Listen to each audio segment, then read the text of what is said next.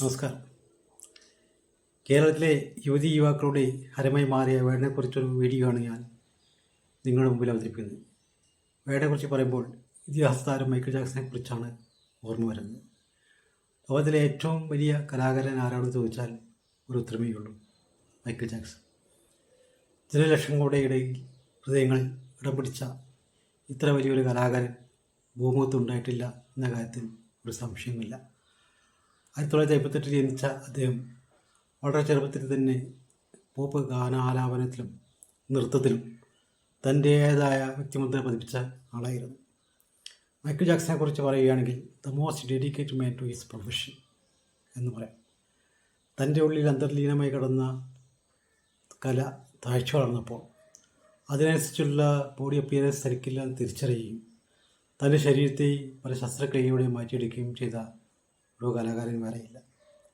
തൻ്റെ കറുത്ത നിറത്തെ ഒളിപ്പിക്കുകയും മുഖസൗന്ദര്യം വർദ്ധിപ്പിക്കുന്നതിന് വേണ്ടി ധാരാളം പ്ലാസ്റ്റിക് സർജറികൾ ചെയ്യുകയും ചെയ്ത അദ്ദേഹം വലിയ ആപത്കൃത്യങ്ങളിലൂടെയാണ് കടന്നുപോയിട്ടുള്ളത്.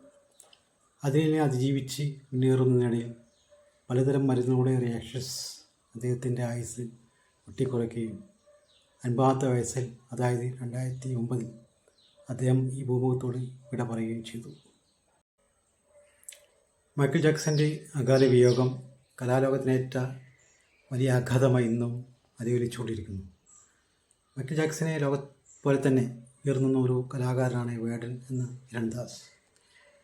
വേടനെ ഞാൻ മൈക്കിൾ ജാക്സനോട് താരതമ്യം ചെയ്തതിന് കാരണം രണ്ടുപേരും ഫീനിക്സ് പക്ഷികളെ പോലെ ഉയർത്തുന്നേറ്റ് വന്നവരാണ്. ആരുടെയും സഹായമില്ലാതെ സ്വന്തം കഠിനാധ്വാനം കൊണ്ട് ജനഹൃദയങ്ങളിൽ കുടിയേറിയവരാണ്. ഇന്ന് വേടൻ എവിടെയുണ്ടോ അവിടെയെല്ലാം പതിനായിരങ്ങളാണ് അദ്ദേഹത്തിൻ്റെ റാപ്പ് സംഗീതം ആസ്വദിക്കാനെത്തുന്നത്.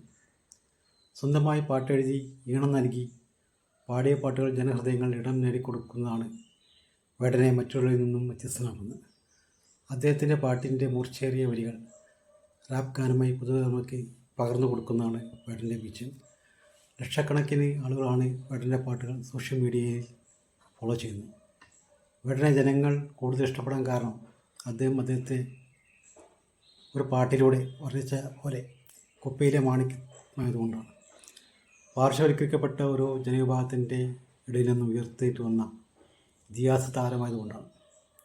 അദ്ദേഹം എഴുതിയ പാട്ടുകളൊന്നും ഇതിനു മുമ്പ് ആർക്കും എഴുതാൻ സാധിച്ചിട്ടില്ല എന്നുള്ളതും ആരാധകരെ അത്ഭുതപ്പെടുത്തുന്നു. കുട്ടികൾ പോലും അദ്ദേഹത്തിന് ഫാനായി മാറിക്കഴിഞ്ഞു. ലക്ഷക്കണക്കിന് ആളുകളെ ഒരേ സമയം സന്തോഷിപ്പിക്കാൻ കഴിയുക എന്നത് ഒരു സാധാരണക്കാരന് സാധിക്കുന്ന കാര്യമല്ല. ദാസേട്ടൻ്റെ പാട്ടുകൾ കേട്ടാണ് ലോകത്തിലെ മലയാളികൾ ഉണരുന്നതും ഉറങ്ങുന്നതും. പുതുതലമുറക്കാർ ഏറെ കാത്തിരുന്നതും കേൾക്കാൻ ഇഷ്ടപ്പെടുന്നതുമായ റാപ്പ് സംഗീതം അവർക്ക് ലഭിക്കേണ്ട രീതിയിൽ ജനലക്ഷങ്ങൾക്ക് നൽകാൻ കഴിഞ്ഞതാണ് വേടൻ്റെ വിഷയം. വേടൻ്റെ വരികളിൽ ഒരു കാലത്ത് നിലനിന്നിരുന്ന ഉച്ചനീചത്വങ്ങൾ തുടങ്ങി ഒരു പുതിയ ലോക പിറവി ഉണ്ടാകേണ്ട ആവശ്യതയെക്കുറിച്ച് ഒക്കെയാണ് പ്രതിപാദിക്കുന്നത്. തൻ്റെ കാമുകിക്ക് വേണ്ടി എഴുതിയ പ്രേമഗാനവും എല്ലാം ഇന്നത്തെ യുവതലമുറയെ ആവേശം കൊള്ളിക്കുന്നതാണ്. ഹൃദയത്തിൻ്റെ ഉള്ളിൽ നിന്നും വരുന്ന പാട്ടുകൾ കണ്ണിനും കരളിനും മുമ്പമാർന്ന രീതിയിൽ പാടുമ്പോൾ അതിന് താനേ ലയിച്ചു പോകുന്നു. എന്നാൽ വേടനെക്കുറിച്ച് പല മോശം കമൻറ്റുകൾ സോഷ്യൽ മീഡിയയിൽ പ്രചരിക്കുന്നു. അദ്ദേഹം വിഘടനവാദിയെന്നും സമൂഹത്തിൽ ഭിന്നിപ്പുണ്ടാക്കുന്നുവെന്നൊക്കെ ചിലർ പറയുന്നു. എല്ലാ ജാതി മത ഭേദമന്യേ ആൾക്കാർ വേടൻ്റെ പാട്ടുകൾ കേൾക്കുന്നുണ്ട്. അവരാരും തന്നെ വേടൻ്റെ പാട്ടിനെക്കുറിച്ച് അതിൻ്റെ ആശയങ്ങളെക്കുറിച്ച് തമ്മിൽ കലയിച്ച് കണ്ടിട്ടില്ല. അത് അവർക്ക് കിട്ടുന്ന മാനസികോല്ലാസത്തിന് മുമ്പിൽ നിഷ്പ്രഭമായി പോകുന്നു. ഓരോ കിലോമീറ്ററിലും ഓരോ വിഘടനവാദിയുള്ള സംസ്ഥാനമാണ് നമ്മുടെ കേരളം. വിഘടനവാദം കേൾക്കണമെങ്കിൽ അവരുടെ പ്രസംഗം കേട്ടാൽ പോരെ, വേടൻ്റെ പാട്ടുകൾ കേൾക്കണോ? ഒരു റാപ്പ് സിംഗർക്ക് ഉപരിയായി അദ്ദേഹം ഒരു വലിയ കവി കൂടിയാണ്. അതിനെയാണ് ജനങ്ങൾ അംഗീകരിക്കുന്നത്. അല്ലെങ്കിൽ ആര് പറഞ്ഞാലും കേരളത്തിൽ പച്ച പിടിക്കാത്ത ഒന്നാണ് വിഘടനവാദം. കേരളത്തിലെ ജനങ്ങൾക്ക് എല്ലാം അറിയാം, ആരും ഒന്നും പറഞ്ഞു കൊടുക്കേണ്ട ആവശ്യമില്ല. വേടനെ ഇനിയും ഒരുപാട് പാട്ടുകൾ എഴുതി പാടാൻ സാധിക്കട്ടെ എന്ന് ഞാൻ പ്രാർത്ഥിക്കുന്നു. പലതരം സാമൂഹിക തിന്മകൾ നിറഞ്ഞ ഒരു സംസ്ഥാനമാണ് കേരളം. മയക്കുമരുന്ന്, കുഞ്ഞുങ്ങളെ പിടിപ്പിക്കൽ, സ്ത്രീ പീഡനം, പരിസ്ഥിതി നശിപ്പിക്കൽ, വായു, വെള്ളം, ഭക്ഷണം തുടങ്ങിയവയിലെ മലിനീകരണം, മാഞ്ചേർക്കൽ, ചെറുപ്പക്കാരിൽ നിന്ന് കാണുന്ന നിരാശാബോധം, ജനങ്ങളിൽ ശാസ്ത്രബോധം ഉണ്ടാക്കേണ്ട ആവശ്യകത, അന്ധവിശ്വാസത്തിനെതിരെ പ്രതികരിക്കൽ, ഒരു കായിക സംസ്കാരം വളർത്തിയെടുക്കേണ്ട ആവശ്യകത, നിങ്ങളെക്കുറിച്ചെല്ലാം പാട്ടുകൾ ഇന്ന് നന്നായിരിക്കും എന്നാണ് എനിക്ക് പറയാനുള്ളത്.